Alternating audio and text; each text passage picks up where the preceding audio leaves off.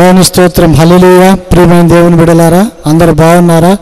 మీ అందరి కొరకు మేము మా వ్యక్తిగత ప్రార్థనలో అనుదినము ప్రార్థిస్తూ ఉన్నాం. మీరు కూడా మీ యొక్క ప్రార్థనలో అనుదినము ప్రార్థిస్తూ ఉండండి, దేవుణ్ణి మహింపరుస్తూ ఉండండి, ఆయనకు కృతజ్ఞతాస్తుతులు చెల్లిస్తూ ఉండండి. దేవుడు ఆయన నమ్మదగిన దేవుడు గనుక ప్రతి విషయంలో మనకు తోడుగా ఉండే దేవుడు, మనల్ని కాపాడే దేవుడు, కనికరపూర్ణుడు గనుక నిత్యము ఆయన్ని స్తుతించే బిడ్డలుగా మనము ఉండాలి. ప్రారంభ ప్రార్థన చేసుకుందాం. మన మధ్యలో ఉన్న పాస్టమ్మ గారు ప్రారంభ ప్రార్థన చేస్తారు. మనందరం ఏకీభిద్దాం, ప్రార్థన చేసుకుందాం. అందరూ కళ్ళు మూసుకున్నట్లయితే ప్రార్థన. కృపా కనికరములు కలిగిన మా గొప్ప తండ్రి, సర్వశక్తివంతుడా, మీకు స్తోత్రాలు చెల్లిస్తూ ఉన్నాం నాయన. స్తోత్రం స్తోత్రం స్తోత్రం స్తోత్రం స్తోత్రం స్తోత్రం చెల్లిస్తూ ఉన్నాం నాయన. మహోన్నతుడా, మహాగరుడా, గొప్ప కార్యములు చేయువాడా, మీకే స్తోత్రాలు చెల్లిస్తూ ఉన్నాం నాయన. అయా గత ఆదివారం నుండి ఈ ఆదివారం వరకు కూడా మమ్మలను సజీవ లెక్కలో ఉంచి నాయన మీ కృప కలిగిన రెక్కల చాటులన ఇదిగో సంఘమంతటిని కూడా మీరు భద్రపరుచుకున్న విధానమును బట్టి మీకు స్తోత్రాలయ్యా. అలాగునే ఈ యొక్క ఆదివారపు ఆరాధనలో నీ బిడలంతా ఏకీభవిస్తూ ఉండగా ఈ ఆదివారపు ఆరాధన అంతయు కూడా మరి నాయన మీరయ్యుండి ఆది నుండి అంతము వరకు మీరయ్యుండి నాయన మీరే మీ ఆత్మచేత నడిపించమని యేసు నామమున అడుగుచున్నాము తండ్రి. Amen, amen. కనుక ఈ రోజున ఒక మాట మీకు జ్ఞాపకం చేయాలని ఆశపడుతూ ఉన్నాను. రోమీయులకు రాసిన పత్రిక 8వ అధ్యాయము 31వ వాక్యం నుండి 39వ వాక్యం వరకు ఒకసారి చదువుకుందాము. ఇట్లుండగా ఏమందుము, దేవుడు మన పక్షమున ఉండగా మనకు విరోధి ఎవడు? తన సొంత కుమారుని అనుగ్రహించుటకు వెనుక తీయక మన అందరి కొరకు ఆయనను అప్పగించిన వాడు ఆయనతో పాటు సమస్తమును మనకెందుకు అనుగ్రహింపడు? దేవుని చేత ఏర్పరచబడిన వారి మీద నేరము మోపువాడెవడు? నీతివంతులుగా తీర్చువాడు దేవుడే. శిక్ష విధించువాడెవడు? చనిపోయిన క్రీస్తు యేసే. అంతేకాదు మృతుల్లో నుండి లేచిన వాడును దేవుని కుడిపార్శ్వమున ఉన్నవాడును మన కొరకు విజ్ఞాపనము కూడా చేయువాడును ఆయనే. క్రీస్తు ప్రేమ నుండి మనలను ఎడబాపు వాడెవడు? శ్రమ అయినను, బాధ అయినను, హింస అయినను, కరువైనను, వస్త్రహీనతైనను, ఉపద్రవమైనను, ఖడ్గమైనను మనలను ఎడబాపున? ఇందును గూర్చి వ్రాయబడినదేమనగా, నిన్ను బట్టి దినమెల్లా మేము వధింపబడిన వారము, వధకు సిద్ధమైన గొర్రెలమని మేము ఎంచబడిన వారము అయినను మనలను ప్రేమించిన వాని ద్వారా మనము వీటన్నిటిలో అత్యధిక విజయము పొందుచూ ఉన్నాము. మరణమైనను, జీవమైనను, దేవదూతలైనను, ప్రధానులైనను, ఉన్నవి అయినను, రాబోవునవైనను, అధికారులైనను, ఎత్తైనను, లోతైనను, సృష్టింపబడిన మరి ఏదైనను మన ప్రభువైన క్రీస్తు యేసునందలి ఈ దేవుని ప్రేమ నుండి మనలను ఎడబాప నేరవని రూఢిగా నమ్ముచున్నాను. చదవబడిన లేఖన భాగంలో వ్రాయబడిన అంశాలు మనం చూస్తే, దేవుడు మన పక్షముగా ఉండగా మనకు విరోధి ఎవడు అని వ్రాయబడి ఉంది. అంతేకాదు వ్రాయబడిన మాటల్లో మనల్ని క్రీస్తు నుండి ఏది కూడా ఎడబాయలేదు అన్న అంశాన్ని మనము చదువుకున్నాం. అదేదైనా కరువైన, వస్త్రహీనత అయినా, ఉపద్రవమైన, ఖడ్గమైన మనల్ని ఎడబాపునా అని వ్రాయబడింది. అంతేకాదు చూడండి 38వ వాక్యంలో మనం చదివితే, మరణమైనను, జీవమైనను, దేవదూతలైనను, ప్రధానులైనను, ఉన్నవి అయినను, రాబోవునవి అయినను, అధికారులైనను, ఎత్తైనను, లోతైనను, సృష్టింపబడిన మరి ఏదైనను మన ప్రభువైన క్రీస్తు యేసునందలి దేవుని ప్రేమ నుండి మనల్ని ఎడబాప నేరవని రూఢిగా నమ్ముచున్నాము. హల్లెలూయా. కనుక ఏదైనా సరే, ఎంత ఉపద్రవం వచ్చినా, కరువు వచ్చినా, ఇంకేదొచ్చినా ఇప్పుడు కరోనా వైరస్ వచ్చిన దేవుని ప్రేమ నుండి మనల్ని ఏది కూడా ఎడబాపలేవు అన్న మాట వాస్తవం. హల్లెలూయా. కనుక ప్రియమైన దేవుని బిడ్డలారా, నిత్యము దేవుని స్తుతించే బిడ్డలుగా మనం ఉందాం. దేవుని స్తుతిస్తూ ఆయన్ని మహింపరుస్తూ ప్రార్థిస్తూ ఉన్నప్పుడు ఆయన యొక్క కృప మనల్ని ఆవరిస్తుంది. ఆయన కృప వల్ల మనము ఇప్పటి వరకు కూడా సజీవ లెక్కలో ఉన్నాం. కనుక ప్రియమైన దేవుని బిడ్డలారా, దేవుడు మనల్ని కాపాడే దేవుడు. ఆయన అనుక్షణము కూడా మనల్ని ఆయన అభిషేకముతో నింపి ఆయన కృప చొప్పున మనల్ని బలపరుస్తూ ఇదిగో ఇప్పటి వరకు కూడా సజీవ లెక్కలో ఉంచాడు. దేవునికి స్తోత్రం. హల్లెలూయా. బైబిల్ గ్రంథంలో నుండి కీర్తనల గ్రంథం 32వ కీర్తనను ఉత్తర ప్రత్యుత్తర రీతిగా చదువుకుందాము. కీర్తనల గ్రంథము 32వ కీర్తన ఉత్తర ప్రత్యుత్తర రీతిగా చదువుకుందాము. మొదటి వాక్యము నేను చదువుతాను, రెండవ వాక్యం మీరు చదవండి. అలాగే మూడవ వాక్యం మరలా నేను చదువుతాను, నాలుగో వాక్యము మీరు చదవండి. కీర్తనల గ్రంథం దావీదు కీర్తన, దైవ ధ్యాన కీర్తన. తన అతిక్రమములకు పరిహారము నొందినవాడు, తన పాపమునకు ప్రాయశ్చిత్తము నొందినవాడు ధన్యుడు. యెహోవా చేత నిర్దోషి అని ఎంచబడినవాడు, ఆత్మలో కపటము లేనివాడు ధన్యుడు. నేను మౌనినై ఉండగా దినమంతయు నేను చేసిన నా ఆర్తధ్వని వలన నా ఎముకలు క్షీణించినవి. దివారాత్రులు నీ చెయ్యి నా మీద బరువుగా ఉండెను, నా సారము వేసవి కాలమున ఎండినట్టాయను. నా దోషమును కప్పుకొనక నీ ఎదుట నా పాపము ఒప్పుకొంటిని. యెహోవా సన్నిధిని నా అతిక్రమంలో ఒప్పుకొందుననుకుంటుని. నీవు నా పాప దోషమును పరిహరించి ఉన్నావు. కావున నీ దర్శన కాలమందు భక్తిగల వారందరూ నిన్ను ప్రార్థన చేయుదురు. విస్తార జల ప్రవాహములు పొరలి వచ్చినను నిశ్చయముగా అవి వారి మీదకి రావు.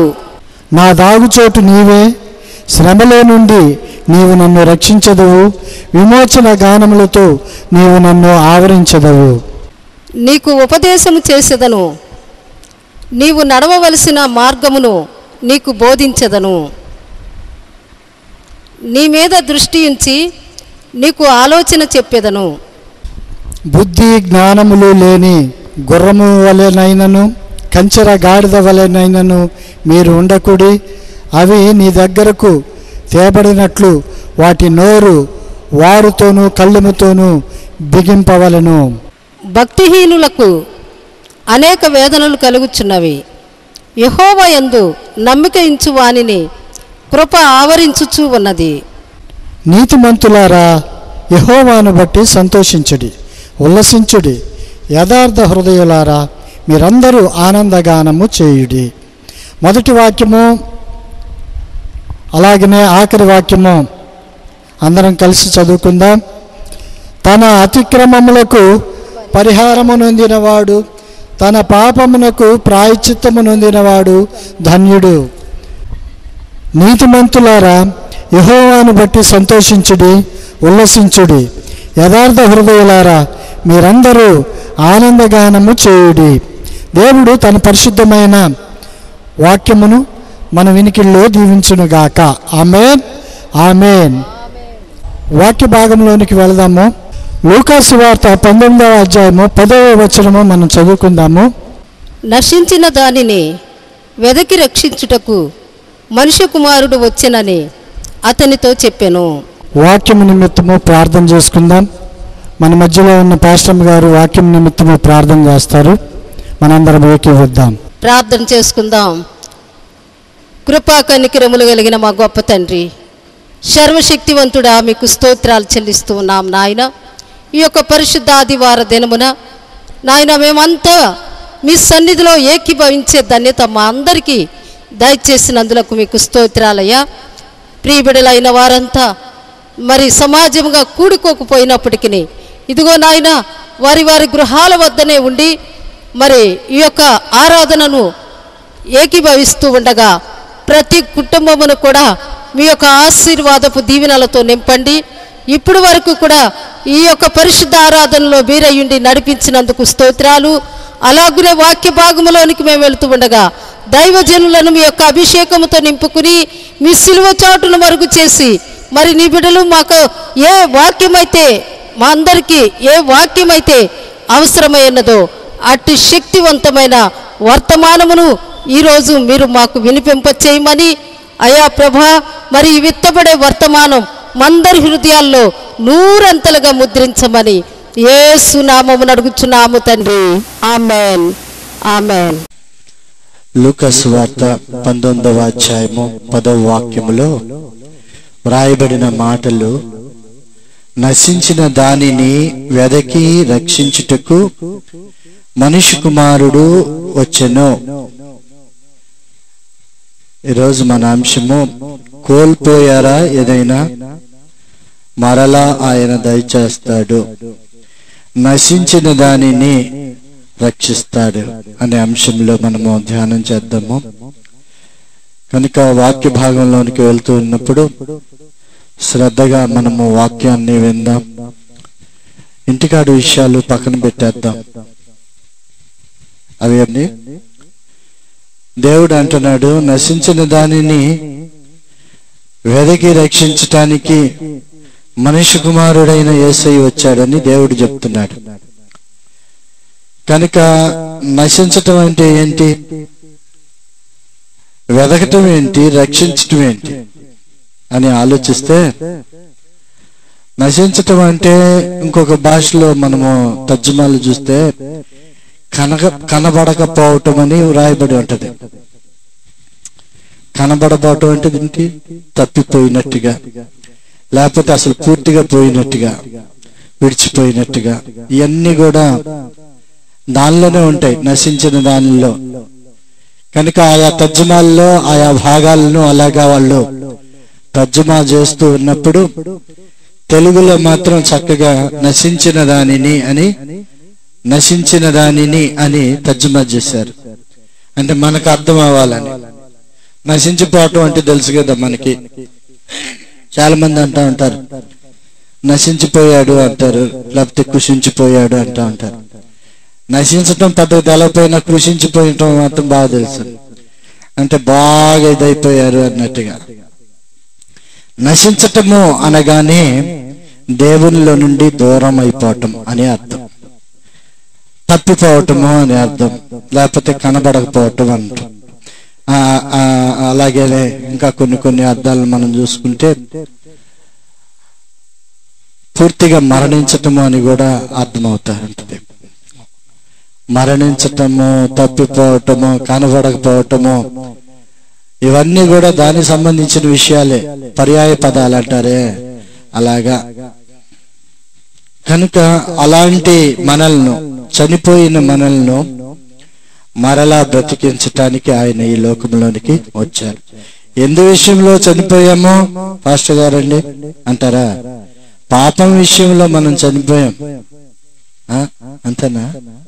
పాపం విషయంలో కాదు, పాపము చేస్తూ మనము మరణించిన స్థితిలోనికి వెళ్ళిపోయాం. కనుకనే దేవుడు మరలా మనల్ని ఆయన రక్షించటానికి ఈ లోకంలోనికి వచ్చాడు. ఒకసారి ఒక బిడ్డ, తన బిడ్డ అల్లారు ముద్దుగా పెంచుకుంటున్నారు. ఒక బిడ్డ అనుకోకుండా కనబడటం మానేసింది, కనబడకుండా పోయింది. ఆ కుటుంబంలో తల్లిదండ్రులు ఇక ఏం చేయాలో అర్థం కాలేదు, రోడ్డును పడ్డారు. 16-18 సంవత్సరాలు పెంచారేమో, బాగా చక్కగా అల్లారు ముద్దుగా పెరిగిందేమో. అకస్మాత్తుగా వాళ్ళు తెల్లారే చూసేసరికి మంచం మీద ఉండవలసిన బిడ్డ లేదు. ఆమె కోసము ఆ గదులన్నీ వెతికారు, ఈ గదిలో ఉందేమో, ఆ గదిలో ఉందని. మొత్తానికి ఏ గదిలో కూడా లేదు. ఇక అప్పుడు బయట ఎతుకుతూ మొదలు పెట్టారు. రోడ్డును పడి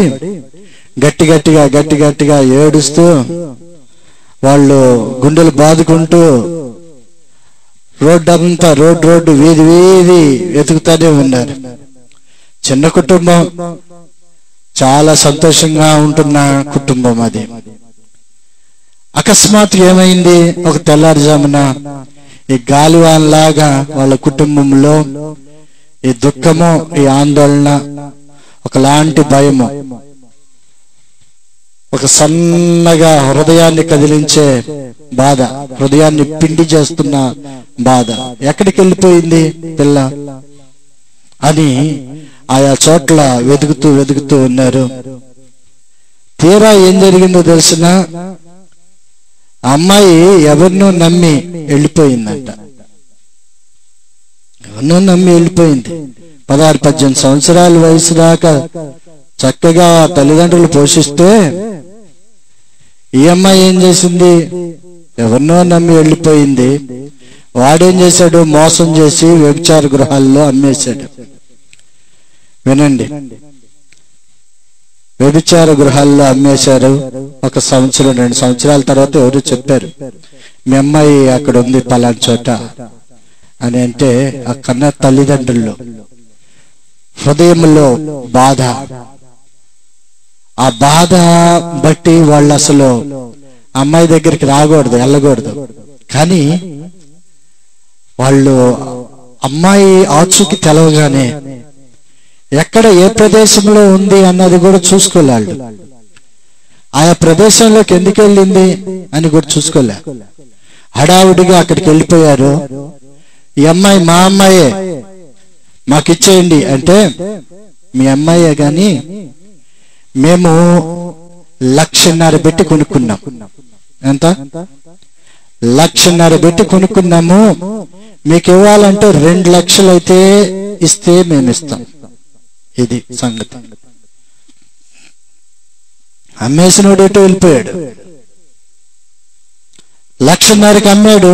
ఇప్పుడు వాళ్ళ బిడ్డ వాళ్ళకి రావాలంటే 2 లక్షలు పెట్టాలి. కోటీశ్వరులు గనుక, మంచి సంపన్నవంతులు గనుక 2 లక్షలు ఇచ్చేసి వాళ్ళ బిడ్డను వాళ్ళు తెచ్చుకున్నారు. ఆలోచించేయండి. ఈ కథ మనము వింటూ ఉన్నప్పుడు మనకు కూడా ఒక కథ జ్ఞాపకం వస్తుంది. అది మన కథే. మనము కూడా దేవుని చేత ఈ లోకములోనికి పంపబడినప్పుడు దేవుడు మన మీద ఎన్నో ఆశలు పెట్టుకున్నారు. ఎన్నో ఆశలు. మా అబ్బాయి లేకపోతే మా అమ్మాయిని మంచి ఉన్నతమైన స్థానంలో చూడాలని దేవుడు ఆశపడ్డాడు గనుకనే ఆ రోజున ఆదాము హవ్వలను తయారు చేసుకున్నాడు. ఆదాము హవ్వలను తయారు చేసినప్పుడు దేవుని యొక్క మనసులో ఒక చక్కటి ఆలోచన. అదేంటంటే, వీళ్ళు భూలోకం మొత్తం ఏలాల్సిందే. భూలోకం మొత్తం వీళ్ళ హ్యాండ్ ఓవర్ లో పెడతాను. ప్రపంచమంతా వీళ్ళు ఏళ్తారు. వీళ్ళకట్టి పవర్ ఇస్తాను. వీరు నా బిడ్డలుగా, నా సొత్తుగా ఈ లోకంలో తిరుగులాడతారు అని దేవుడు ఎంతో ఆశతో ఆదాము హవ్వలను ఈ లోకంలోనికి పంపిస్తే ఏమైంది అంటే, సాతాను చేత మోసపోయి వాళ్ళ యొక్క బ్రతుకులను సాతాను చేతిలో పెట్టేశారు. అంటే వీళ్ళ మైండ్ సాతానికి ఇచ్చేశారు. సాతాను ఏది చెప్తే అది చేసేటట్లుగా. తినొద్దు అని చెప్తే దాన్నే తిన్నారు. అంటే ఆలోచన చేయండి. పొద్దస్తమానము దేవుడేమో వీరి గురించి ఆలోచిస్తూ ఉంటాడు. పొద్దస్తమానము దేవుడు వీరి యొక్క ప్రేమ కొరకు, వీరి యొక్క సహవాసం కొరకు ఎదురు చూస్తూ ఉంటారు. అందుకని ఆయన ప్రతి సాయంత్రం వేళ ఈ ఆదాము హవ్వలతో ముచ్చట చెప్తానికి వస్తాడు. చక్కగా చట్టా పట్టాలు వేసుకుని అటు ఇటు తిరిగారు. చేతులు పట్టుకుని తిరిగారు. ఆయన మాటలు విన్నారు. అంత బాగానే ఉంది. కానీ అకస్మాత్తుగా అపవాది చేత వాళ్ళు మోసగింపబడ్డారు. ఆదాము హవ్వలు ఇప్పుడు వాళ్ళ పరిస్థితి ఏంటంటే, ఏదో పెద్ద దేవతలం అయిపోదామని అనుకున్నారేమో బహుశా ఈ ఫలాలు తిని. ఆ ఫలాలు తిన్న తర్వాత వాళ్ళ అసలు స్వరూపం బయటకు వచ్చేసింది. మహిమను కోల్పోయారు. అర్థం కాలేదు. వాళ్ళ పరిస్థితి ఏంటో వాళ్ళకి అర్థమైపోయింది. వెంటనే వాళ్ళు వెళ్ళిపోయి చెట్టు చాటును దాక్కున్నారు.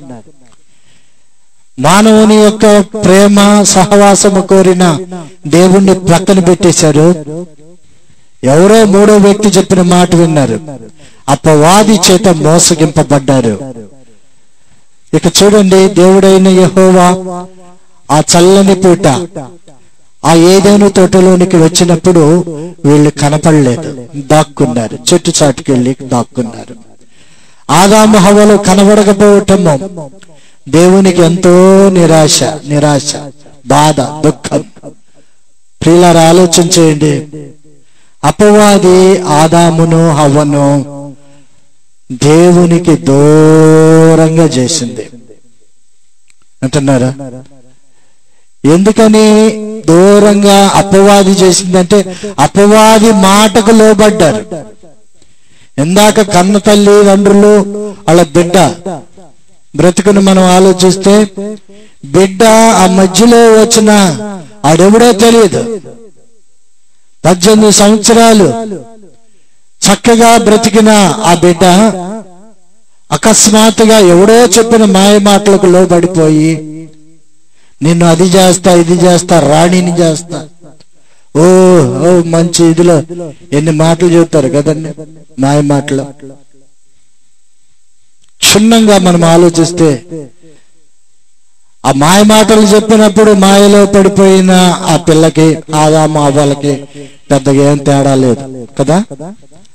అది కూడా అంతే, మాయ మాటలు చెప్పింది. అంటే దీనివల్ల మనకు అర్థమయ్యేది ఏంటంటే, అపవాది ఎప్పుడు కూడా మనిషిని ఎప్పుడు అంతస్తులో నుండి కింద పడేద్దామా అనే చూస్తా ఉంటది. ఎవరిని మృంగుదనా అని గర్జించు సింహం వలె అపవాది తిరుగుతా ఉంటది. నేను ఒక మంచి స్థితిలో ఉన్నాను అనుకోండి, నా చుట్టూరే తిరుగుతా ఉంటది. మీరు భక్తిలో బాగా పెరుగుతున్నారనుకోండి, మీ చుట్టూరే తిరుగుతా ఉంటది. ఏ భక్తి లేని వారి చుట్టూరు ఎందుకు తిరగదు? వాళ్ళతో అవసరం లేదు, ఎందుకంటే వాళ్ళు ఆల్రెడీ దాని సొత్తే. మరి మనల్ని కూడా ట్రాప్ చేయాలి, మోసం చేయాలి, కింద పడేయాలి. అందుకనే అది మన చుట్టూరు తిరుగుతూ ఉంటది. కనుక మనం ఏం చేయాలంటే జాగ్రత్తగా ఉండాలి. ప్రియమైన దేవుని బిడ్డలారా, మనం అనేక సార్లు అనేకమైన బోధలు విన్నాము, చాలా సార్లు దేవుని యొక్క గద్దింపులకు లోబడ్డాం. కానీ ఎందుకనో మరలా ఆ పాపం జోలికి అది వద్దు అంటే, అది చిన్నదైనా పెద్దదైనా, ఇది పెద్ద పాపం కాదు కదండి అంటారేమో. పెద్దదైనా చిన్నదైనా పాపమే. పాపములో పెద్ద చిన్న భేదాల్లో అబద్ధమాడుట ఎంత పాపమో, దొంగతనము చేయుట అంతే పాపం. దొంగతనము చేయుట ఎంత పాపమో, వ్యభిచరించుట అంతే పాపం. దీనిలో ఫస్ట్, సెకండ్, థర్డ్, ఫోర్త్ ఏముండవు. కనుక ఆయా పరిస్థితులను బట్టి ఆయా సందర్భాల్లో మనుష్యుడు అపవాది చేతికి చిక్కుతూ ఉన్నారు. కనుక మనుషులను ఆయన వెదకి రక్షించటానికి ఈ లోకములోనికి వచ్చాడు. హల్లెలూయా, హల్లెలూయా. లూకాసు వార్త 15వ అధ్యాయంలో 3 ఉపమానాలు దేవుడు చెప్పాడు. ఒకటి ఏంటంటే, తప్పిపోయిన గొర్రె. ఆ గొర్రెల కాపరికి ఒక 100 గొర్రెలు ఉన్నాయంట. 100 గొర్రెలున్నాయి ఆ గొర్రెల కాపరికి. లూకాసు వార్త 15వ అధ్యాయంలో రాయబడిన మాటలు. 100 గొర్రెల్లో ఒక గొర్రె ఏమైందంటే, కాపర్ని విడిచిపెట్టి తప్పిపోయింది అంట, పక్కకి వెళ్ళిపోయింది. కాపరి దాని వెనకాలే తిరుగుతా ఉన్నాడు, కానీ ఎప్పుడు తప్పిపోయిందో తెలియదు. మొత్తానికి కాపరి యొక్క కన్నుల్లో నుండి పక్కకి వెళ్ళిపోయి అది ఎక్కడ చిక్కుకుంది అంటే ముళ్ళ కంపలో చిక్కుకుంది. వినండి ప్రియులారా, అప్పుడు ఆ కాపరి ఏం చేశాడు అంటే, ఈ 99 గొర్రెలను అక్కడే వదిలిపెట్టి ఆ తప్పిపోయిన ఒక్క గొర్రె కోసము హడావుడిగా వెతకటము ప్రారంభం చేశాడు. 99 గొర్రెలు అవసరం లేదా అంటే అవసరమే, కానీ అంతకంటే అవసరం ఏంటంటే తప్పిపోయిన గొర్రెను మరలా వెదకి రక్షించటము కాపరి యొక్క ఆలోచన అది. రెండోది ఇంకొక ఉపమానం మనం ఆలోచిస్తే, తప్పిపోయిన గొర్రె తర్వాత తప్పిపోయిన వెండి నాణ్యం. తప్పిపోయిన వెండి నాణ్యము, ఒక ఆమెకు ఒక 10 వెండి నాణ్యాలు ఉన్నాయి. దానిలో ఒక నాణ్యము స్లిప్ అయిపోయింది. లెక్క పెట్టేటప్పుడు, లేకపోతే బయట బీరువాల నుంచి తీసేటప్పుడు, మళ్ళీ పెట్టేటప్పుడు కదండి, పొద్దుగోకులు ఒక డబ్బులు ఉన్నాయనుకోండి, పొద్దుగోకులు తీస్తాం లెక్క పెడతారు, తీస్తాం లెక్క పెడతారు. అదొక ఆనందం, అదొక తృప్తి, అదొక సంతోషం. డబ్బులు లేకపోతే అసలు వాటి జోలికే వెళ్ళాం. డబ్బులు ఉంటే మాత్రం ఉన్నాయి, ఎంత ఉన్నాయి, ఎవరిని తీసారా, మంగోడు వచ్చాడా, ఎవరు లాక్కెళ్తారు మీ పేరు వాళ్ళు, అవి తీసుకెళ్తారా? మరి ఎందుకు పొద్దుగూకులు లెక్క పెట్టుకుంటారు అంటే ఒక ఆనందమే, ఒక సంతోషం. ఏంటంటే నా దగ్గర ఎన్ని ఉన్నాయి అని ఒక ఆనందం. ఏదైనా ₹1 తగ్గితే అప్పుడు మనకు కావాల్సిన పొక్కుమంతా పొంగుకుని వస్తుంది. ఎక్కడ పెట్టాను అని పొద్దుగూకులు తిరుగుతూ ఉంటాం. ఆ ఒక్కదాని కొరకే. పోతే పోనీ రూపాయేగా అని అనుకోరు. ఆ రూపాయితోనే మనకి పూర్తిగా ఒక పూర్ణ అంకె లేకపోతే పూర్ణ సంఖ్య అనేది ఏర్పడుతుంది. కనుక ఆ రూపాయి లేకపోతే పూర్ణం అనేది కాదు. 99 అంటే పెద్దగా పూర్ణము కాదు. బాటా రేటు లాగా ఉంటది. బాటా రేట్లలో మీరు బాగా గమనించండి, ₹100 అంటే ₹100 ఏటు 99 వేస్తాడు. 99 అంటే 100 కాదు కదా అనుకుంటాం, కానీ దానిలో ఒక మర్మం దాగి ఉంది. అది 100 వాడి దృష్టిలో. ₹1 మీకు ఆఫర్ లాగా ఇస్తాడనమాట. 599 అంటే మీకు 600 గుర్తుకు రాదు, 500 గుర్తుకు వస్తా ఉంటది. 599 చెప్తారు అక్క అంటారు. 600 అనరు, 500 కనపడతా ఉంటది అక్షరం కోసం. వాళ్ళు కూడా మీకంటే తెలివి మీరిపోయారు వాళ్ళు, వ్యాపారస్తులు. 99 అంటే పూర్ణం కాదు కదా, కనుకనే ఆలోచించరు. అదే 100 అయితే ఆలోచిస్తాం, 100 అని అనుకుంటాం. 600, అమ్మో 600 అనుకుంటాం. 599గా కొందామా అంటారు. మళ్ళీ 600కి 599కి ₹1 తేడా. ఆలోచించండి. 99 అంటే పెద్ద ఇంట్రెస్టింగ్ సబ్జెక్ట్ కాదు, పూర్ణం అయితేనే ఇంట్రెస్ట్. 100, 1,99,000 అన్నారనుకోండి, ఇంకొక 1000 దొరికితే బాగుండు, 1,00,000 అవుతుంది కదక్క అనుకుంటాం మనం. ఇంకొకటైతే అబ్బా ₹1,00,000 అయిపోతుంది. ఆలోచించేయండి. దేవునికి కూడా అదే ఆలోచన. ఏంటంటే ఆయన ఆలోచన 99 ఉన్నా కూడా వాటిని పక్కన పెట్టేసి, ఆయన ఆలోచన 99ని పక్కన పెట్టేసి ఒక్కదాని కొరకు వెదకే వారంటే ఆయనకు బాగా ఇష్టం. ఆయన కూడా అదే చేస్తా ఉంటాడు. 99 భక్తి పరుల కంటే ఒక పాపాత్ముని కొరకే ఆయన ఎదురు చూస్తా ఉంటాడు. ఒక్క పాపాత్ముడు మారితే పరలోకములో ఆనందం. హల్లెలూయా చెప్పండి. ఇప్పుడు పరలోకములో పండగ. ఆ ఒక్కడు దొరికితే నిజంగానే వాళ్ళు గ్రేట్ ఫెస్టివల్ చేస్తా ఉంటారు. ఎవరు అంటే దూతల సమూహము, పరలోక పరిశుద్ధులు, దేవుడు. చూడండి, మనం అనుకుంటాం ఒక ఆయనకి బాప్తిస్మం ఇచ్చాం అని అనుకుంటాం. నేను అనుకున్నాను అనుకోండి సింపుల్ గా, మొన్నగా పోయిన నెల ఒక ఆయన బాప్తిస్మం ఇచ్చాను అని అనుకున్నాను అనుకోండి. దేవుడు అట్ట చెప్పడు. పోయిన నెల షారోను మందిరములో ఘనముగా ఒక వ్యక్తి దేవునిలోనికి వచ్చాడు అని ఒక గొప్ప ఫెస్టివల్ చేస్తా ఉంటారు. అది దేవునికి మనకి ఉన్న తేడా. సింపుల్ గా బాప్తిస్మం తీసేసుకోవటం కాదు. సింపుల్ గా బాప్తిస్మం తీసుకున్నంత మాత్రాన సరిపోదు. పూర్తిగా మన యొక్క జీవితాలు మారిపోవాలి. హల్లెలూయా. ఏదో ఆ రోజున ఆ నీళ్ళల్లోగా దిగింది మనం అనుకుంటున్నారేమో. నీళ్ళలో దిగామో పాతగారేమో ఇట్ట ముంచాడు, మళ్ళీ లేపాడు, మునిగిపోతే సత్తానని లేపాడు, బాప్తిస్మం అయిపోయింది. కాదు, అది కాదు, నీళ్లు కాదు అవి. అక్కడ ఉన్నది యేసు ప్రభు వారి రక్తం. హల్లెలూయా. ఆ రక్తములో మీరు ముంచబడ్డారు. ఆ రక్తములో ముంచబడినప్పుడు మీకున్న ఆ పాపపు ఆ పరిస్థితులన్నీ కూడా కడిగివేయబడతాయి. మరలా వెనుకున్న వాటి వైపుగా మనము చూడకూడదు అని అర్థం. కడిగేశాం, పాపాలు కడిగేశాం. మరలా మురికి చేసేసుకుంటామా? ఎన్నడూ అలా చేసుకోకూడదు. పాపములు కడిగి వేసుకున్న తర్వాత పరిశుద్ధంగా ఉండటానికే మనము ప్రయత్నం చేయాలి. అంతేగాని పొద్దుగూకులు వెళ్ళి ఆ బురదలో పడి ఆడ స్నానం చేసి మళ్ళీ వచ్చి మళ్ళీ పడి మళ్ళీ స్నానం, ఇది కాదు, స్నానం కాదు అది. పొద్దుగూకులు మీకు బాప్తిస్మం ఎవడిస్తారు? ఎవరు కనుక మునగబాకండి.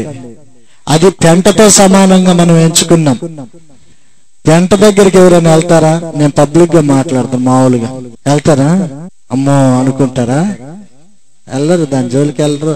మరి దీని జోలికి ఎందుకు వెళ్తున్నారు? పౌలు అంటాడు వెనుకున్న వాటిని మర్చిపోయాను, వాటిని పెంటతో సమానంగా చూశాను, కనుకనే ఇక వాటి జోలికి నేను వెళ్ళను పౌలు అంటున్నాడు. ఆలోచించేయండి. మరి ఈ మనుషులు పొద్దుగూకులు తప్పిపోతుండటమో దేవునికి ఇష్టమా కాదా? ఇష్టం కాదు. కనుకనే మనం అందరము కూడా మార్పు చెందిన వారిగా ఉండాలి అని ఆయన ఆశపడుతూ ఉన్నాడు. తప్పిపోయిన గొర్రెను వెతికి రక్షించటము అంటే లోకములో పడిపోయి తిరుగుతున్న వ్యక్తులను బయటికి మరలా పవిత్రతలోనికి తీసుకురావటం, పరిశుద్ధతలోనికి తీసుకుని రావటం. ఇలా పరిశుద్ధతలోనికి తీసుకురావటానికి ఆయన ఏమైనా చేయగలడు. మిమ్మల్ని బాగా మీకు షార్ప్ గా ముళ్ళు కూడా పెట్టగలడు. ముళ్ళు పెడతాడు బాగా. నువ్వు మొండివాడు అయితే నీకంటే మొండివాళ్ళు ఎవరైనా ఉన్నారు అంటే ఆయన దేవుడే. మిమ్మల్ని ఎలాగైనా మార్చివేయాలి, అది ఆయన సంగతి.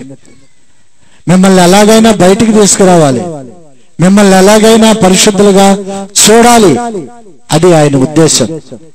99 గొర్రెలను పక్కన పెట్టి ఆ ఒక్క గొర్రె కోసమే ఎందుకు వెళ్ళాడు అంటే ఎలాగైనా ఆ గొర్రెను రక్షించాలి, అది ఆయన ఉద్దేశం. అంతమంది ఉన్నారుగా చర్చిలో, ఆ ఒక్క మనిషి కోసమే ఎందుకు దేవుడు కనిపెడుతూ ఉన్నాడు అంటే ఆ ఒక్క మనిషి దేవునికి ఇష్టమైన మనిషి. హల్లెలూయా. ఇంకొక వ్యక్తి ఉన్నాడు, తప్పిపోయిన కుమారుడు. ఈయన అసలు అడావుడి మనిషి, ఆల్రెడీ పాపంలో మునిగి తేలుతూ ఉన్న మనిషి, పొద్దుగోకులు పాపంలోనే పడి పాపంలోనే తిరుగుతున్న మనిషి. ఆ మనిషి ఉండటానికేమో మంచి కుటుంబంలోనే ఉంటున్నాడు. తండ్రేమో మంచివాడే, తండ్రి మంచివాడే, ఈ కుమారుడు బుద్ధిలే బాగోలేదు. ఒక రోజున అడావుడిగా అంటూ ఉన్నాడు, నాకు నా ఆస్తి అంతటిని పంచిపెట్టే రాదు, నేను పక్కకి వెళ్ళిపోతాను.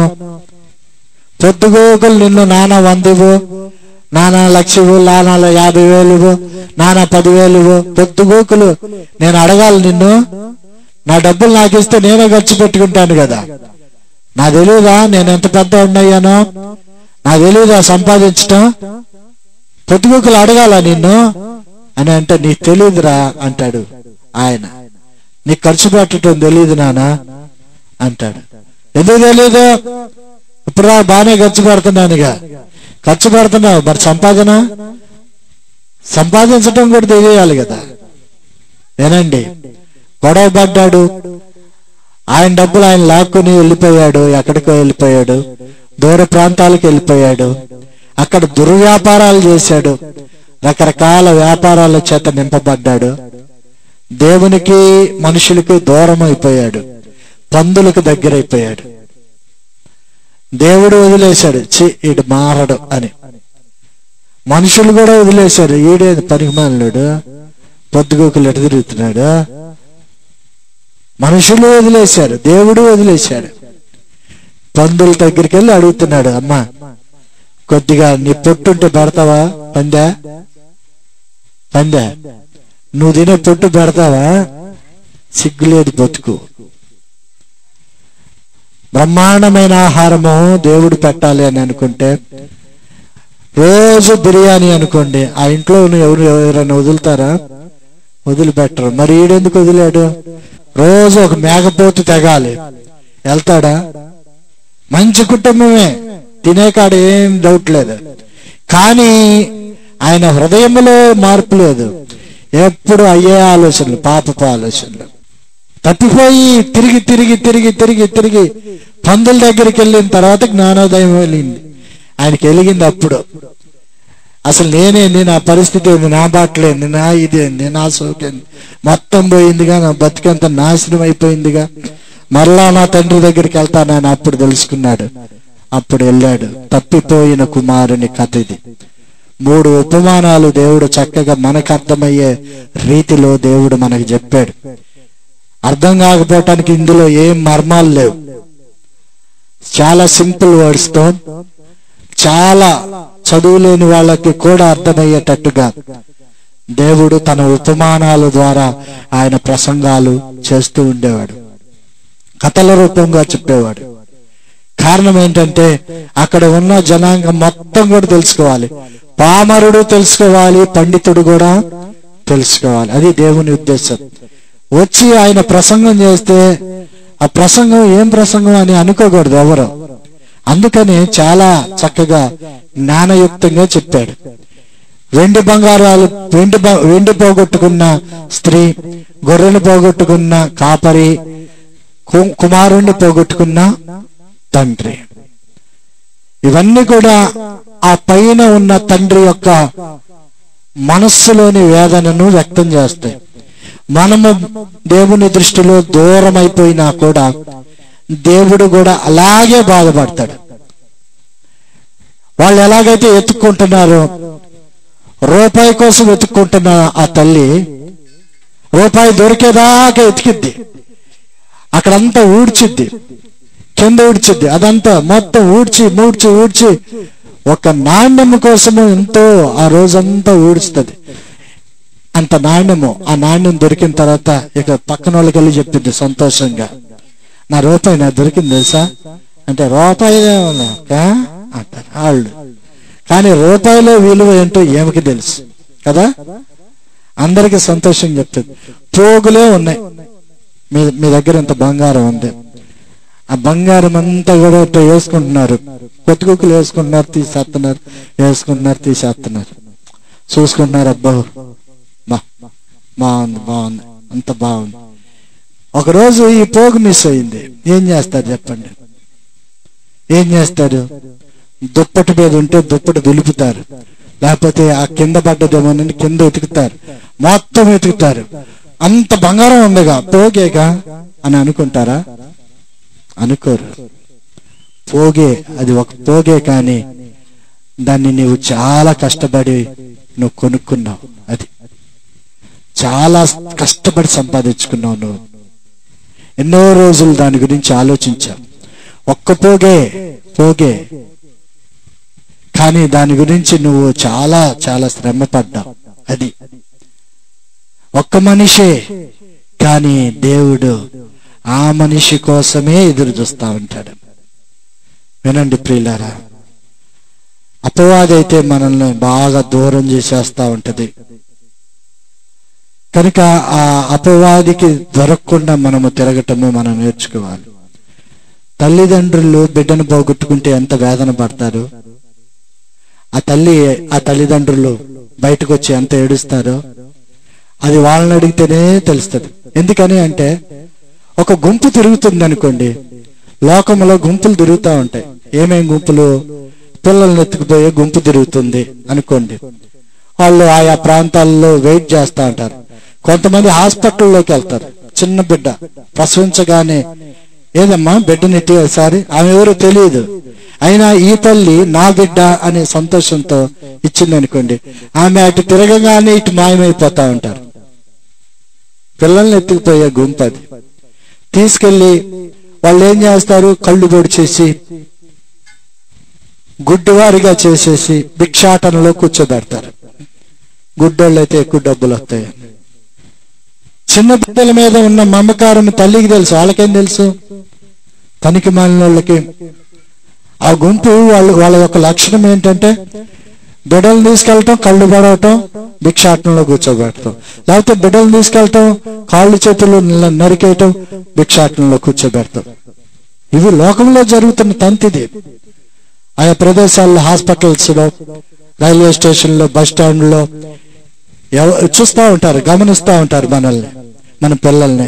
కనుక జాగ్రత్తగా మనం కనిపెట్టుకుని ఉండటము మంచిది. అటువంటి గుంపులు తిరుగుతూ ఉన్నాయి కదా కదా. కనుకనే మీకు మరలా ఇంకొకసారి చెప్తున్నాను, తల్లిదండ్రుల యొక్క ఆవేదన బిడ్డ పోయిన తర్వాత మనం చూస్తే అర్థమవుతుంది. వాళ్ళు గుండెలు బాదుకుంటా ఉంటారు. కారణము ఏమైపోయిందో, ఏ గృహాలకు అమ్మేశాడో, ఏ వేశ్య గృహాలకు అమ్మేశాడో, లేకపోతే కొంతమంది చిన్నపిల్లల్ని తీసుకెళ్లి వాళ్ళ యొక్క దేవతలకు బలి ఇస్తా ఉంటారు. ఇవన్నీ జరుగుతున్నాయి లోకంలో ప్రియులరా. అప్పుడు వాళ్ళు పడే ఆవేదన ఆ తల్లిదండ్రులకే తెలుస్తుంది. అదే అంతకంటే ఆవేదన నిన్ను సృజించిన నీ దేవునికి తెలుసు తప్ప నీకు అర్థం కావట్లా. అర్థమైతే నువ్వు అటు తిరగవు, అర్థమైతే నీవు నీ ఇష్టానుసారంగా పోవు. దేవుని యొక్క ఆ యొక్క మనస్సు నీకు అర్థం కావట్లా. తల్లడిల్లిపోతుంది తండ్రి హృదయం. ప్రియులారా, ఆలోచన చేయండి. అపవాది మనల్ని కూడా దేవునికి దూరంగా చేసి పాపంలో పడివేస్తా ఉంటది, లోకాశలు చూపిస్తా ఉంటది, మనల్ని పాడు చేస్తా ఉంటది. మనం మానేయాలని అనుకుంటాం, కానీ ఎందుకనో మానలేకపోతున్నాం. ఇది వద్దు అని అనిపిస్తా ఉంటది, కానీ దాని దగ్గరికే వెళ్తున్నాం. ఆదాము హవ్వలకు పండ్లు చూపించినట్టుగా లోకములో మనకు సాతాను ఏం చేస్తుందంటే ఎరవేస్తా ఉంటది. ఎరవేసి గాలం వేసి ఎరవేసి మనల్ని లాగిద్ది అంతే. బయటకు లాగి పడేయటము దాని ఉద్దేశం. పరిశుద్ధతలో ఉన్న మనల్ని ఎరవేసి లాగిద్ది. దానికి తెలుసు మనం ఎక్కడ పడిపోతామో, దానికి తెలుసు మనకి ఏదంటే బాగా ఇష్టమో, దానికి తెలుసు నీవెంత భక్తి చేస్తున్నావు, భక్తిలో కొనసాగించాలి అని నీవు అనుకుని వచ్చావు. కానీ సాతానికి తెలుసు నిన్ను ఎలాగ బయటికి లాగి యువతలు పడేయాలో, మరలా పాపములో పడేయాలని సాతాను మహాకృషి చేస్తూ ఉంటది. నిన్ను గురించి ఎవరు అంత శ్రద్ధ చూపెట్టరు, కానీ సాతాను మాత్రము నీ వెనకాలే తిరుగుతూ ఉంటది. నా ప్రియమైన దేవుని బిడ్డలారా, ఆలోచన చేయండి. ఏశావు చిక్కుడుగాయ కూరకు తన జ్యేష్ఠత్వాన్ని అమ్మి వేసుకున్నాడు. ఎర్రగా ఉంది కూర, గుమాయిస్తుంది, చక్కగా ఉంది, తినాలనిపిస్తుంది. తినలేడా, ఆగలేడా? జ్యేష్ఠత్వం కావాలి అని ఆయన అడిగితే, నాకెందుకురా, నేను చచ్చిపోయేవాడికి జ్యేష్ఠత్వం తీసుకో అని అమ్మేసుకున్నాడు. దాని విలువ తెలియట్లేదు. దేవుడు మనల్ని జ్యేష్ఠుల గుంపులో ఉంచాలి అనుకున్నాడు. మనల్ని ఎక్కడ ఉంచాలి అనుకున్నాడు? జ్యేష్ఠుల గుంపు మంది.